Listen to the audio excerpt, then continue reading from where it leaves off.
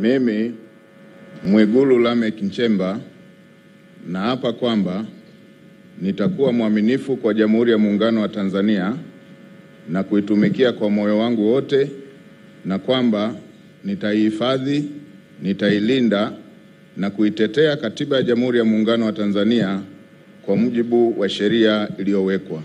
Ewe Mwenyezi Mungu nisaidie.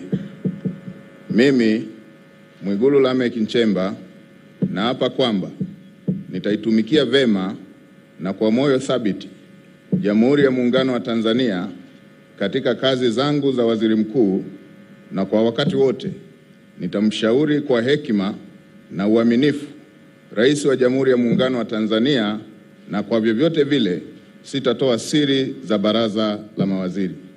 Ewe Mwenyezi Mungu nisaidie.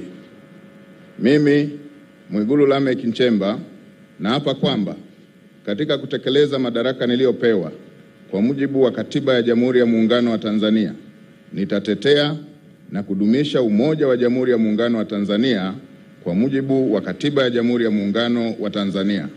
Ewe Mwenyezi Mungu nisaidie.